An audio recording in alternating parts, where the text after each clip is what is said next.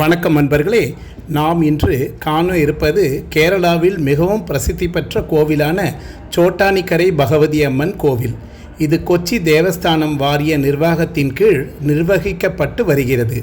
இங்கு மேலக்காவு மற்றும் கீழக்காவு என 2 கோவில்கள் உள்ளது.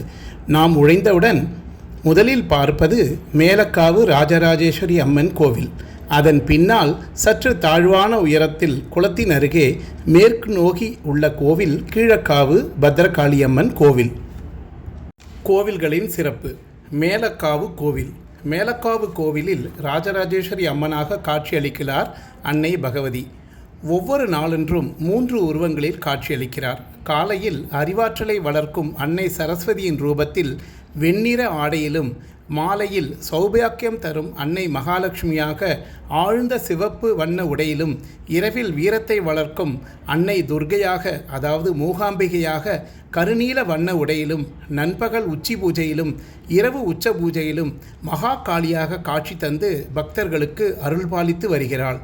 ஒரே பீடத்தில் மகாவிஷ்ணுவின் சிலை உள்ளது. எனவே பகவதி அம்மனை அம்மே நாராயணா, தேவி நாராயணா, லக்ஷ்மி நாராயணா, பத்ரி நாராயணா என்று அழைக்கப்படுகிறது.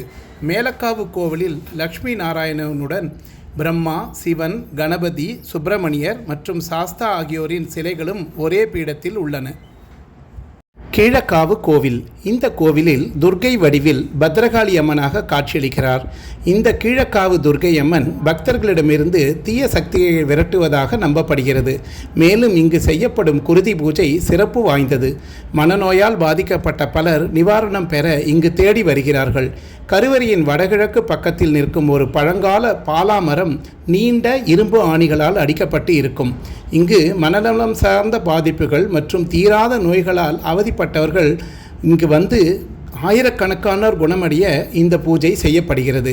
கீழக்காவு கோவிலில் துர்க்கையம்மன், சாஸ்தா, சிவன், கணபதி, நாகர்கள் மற்றும் உபதேவர்களுக்கான கோவில்கள் உள்ளன.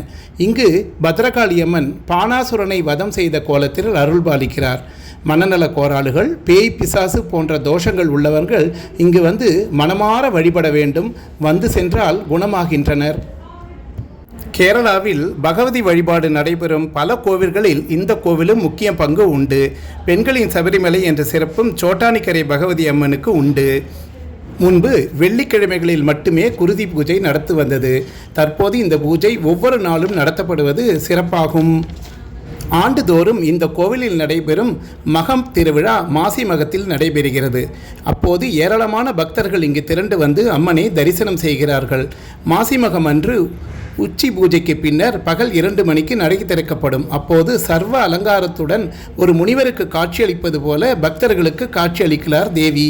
இது கண்கொள்ளா காட்சியாக இருக்கும்.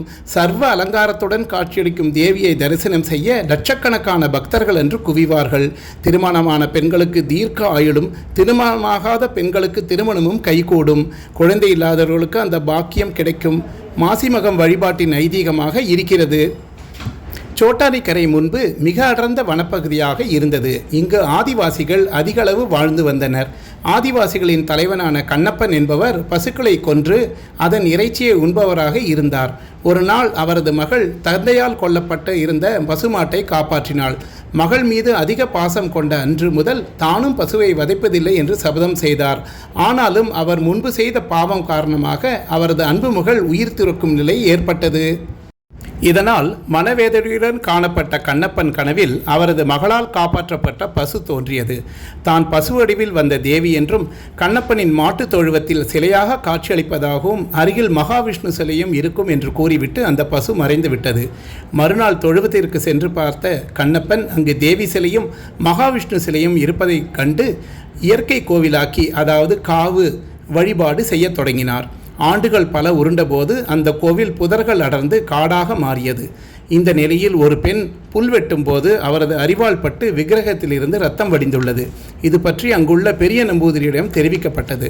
அவர் தேவப்பிரசன்னம் பார்த்து தேவியின் பெருமையை உணர்ந்து மீண்டும் வழிபாடு நடைபெற ஏற்பாடு செய்தார். அந்த தேவியே சோட்டானிக்கரை பகவதி அம்மன் ஆகும்.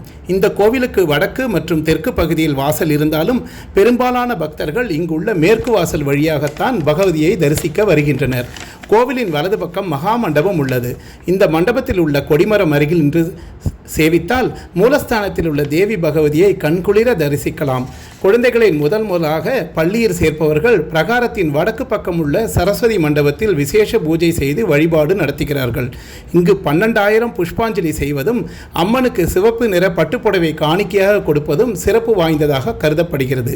பண்டைய காலத்தில் இங்கு உயிர் பலி கொடுக்கப்பட்டாலும் தற்போது அது கைவிடப்பட்டு சைவ வழிபாடு நடைபெறுகிறது. பில்லி, சூனியம், ஏவல் போன்றவற்றால் பாதிக்கப்படுபவர்கள் இங்கு வந்து நலம் பெற்று செல்கிறார்கள்.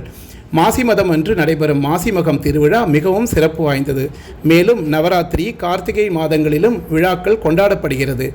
மண்டல பூஜை, அமாவாசை, பௌர்ணமி பூஜைகளும் பிரசித்தி பெற்றது.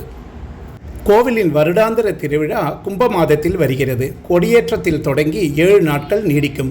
உற்சவத்தின் போது மாகோம் எனும் முக்கிய நாள் வருகிறது. மதியம் 2 மணி முதல் இரவு 8 மணி வரை தேவி தரிசனம் மிகச்சிறப்பாக கருதப்படுகிறது. இந்த நாளில் அம்மன் தங்கம் மற்றும் வைரங்களால் சிறப்பாக அலங்கரிக்கப்பட்டு முழு அலங்காரத்தில் பக்தர்களுக்கு காட்சியளிப்பார். கன்னி மாதத்தில் வரும் நவராத்திரி விழாவில் விஜயதசமி நாளில் வித்யாரம்பம் நடத்தப்படுகிறது. குழந்தைகளுக்கு சரஸ்வதி தேவி முன்னிலையில் வாசிப்பு, எழுத்து கற்பிக்கப்படுகிறது. பக்தர்களின் வேண்டுதல்களை உடனே நிறைவேற்றும் கருணையுள்ள கொண்டவள் அவள். அம்மே நாராயணா, தேவி நாராயணா, பத்ரி நாராயணா, லக்ஷ்மி நாராயணா. நன்றி, வணக்கம்.